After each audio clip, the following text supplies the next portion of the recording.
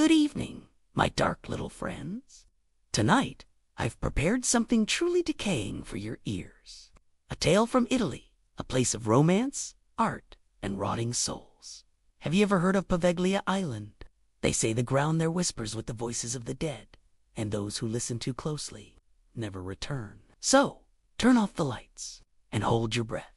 We sail into the mist of the ghosts of Poveglia Island. Sweet nightmares. They say there are places where the dead never left, where the ground itself remembers the screams, and the wind carries the last breath of those who died in agony. One of those places lies hidden in the Venetian lagoon, a small forbidden island called Poveglia. And if you listen closely, when the mist rises from the water, you can still hear them. It was late autumn when Elena Moretti, a journalist from Milan, decided to investigate the stories surrounding the island. She had written about hauntings before, but this time she wanted something real. A place where myth and death were inseparable. Poveglia was perfect. No one lived there anymore. No ferryman would take you. The Italian government had long forbidden access, but money, as always, can open closed doors. At dawn, Elena found herself on a small boat with an old fisherman named Luca, whose hands trembled as soon he saw the fog-shrouded silhouette of the island. "You shouldn't go there," he muttered. "They say the soil is thick with ash, human ash. Even the birds don't sing on Poveglia." Elena smiled, pretending not to believe him. But as they approached, a silence heavier than death surrounded them. The air itself seemed to rot. The boat scraped against stone. Vines covered the crumbling remains of the old hospital, once a plague quarantine zone, later an asylum for the insane. Thousands of people had died here, their bodies burned and buried in the same ground. Elena stepped onto the island, recorder in hand, her voice shaking slightly. "November 2nd, 5:17 p.m., she whispered. "The sun is setting. The island is completely silent. Inside, the corridors were dark and hollow. Rusted hospital beds, overturned wheelchairs, and broken glass painted a picture of chaos, frozen in time." She found graffiti on a wall. "Loro non dormono mai." They never sleep. A chill ran down her spine. Night fell quickly. Elena set up her camera and flashlight in one of the old operating rooms. The smell of decay was suffocating. And then the door creaked. She turned, heart pounding, but nobody there. Then a whisper, soft, broken, almost human. "Aiutami, help me." The light flickered.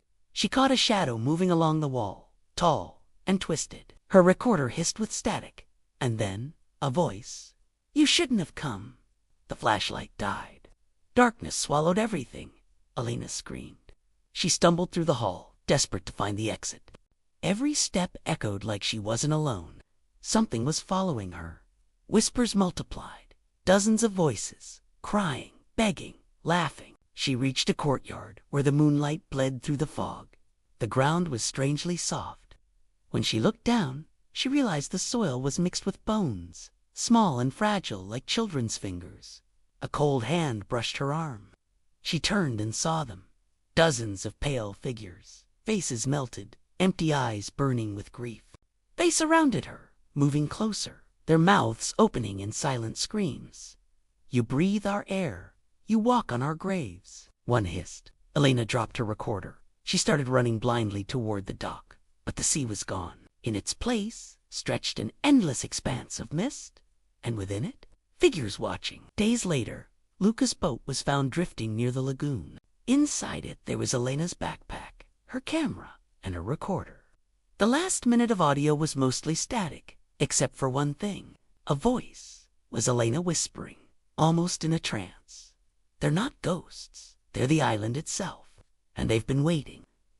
Then came the sound of footsteps, and a scream that faded into the wind. To this day, no one knows what happened to her. The authorities closed the case, claiming she drowned, but fishermen still avoid the waters near Poveglia. They say on misty nights, if you pass close enough, you can hear a woman's voice calling from the shore, "Help me," and sometimes she'll call your name. Poveglia Island remains abandoned, its ruins sinking deeper each year into the lagoon. But legends, like ghosts, never truly die. They wait in the silence and the fog. They are waiting for the next soul, curious enough to listen. Thanks for watching.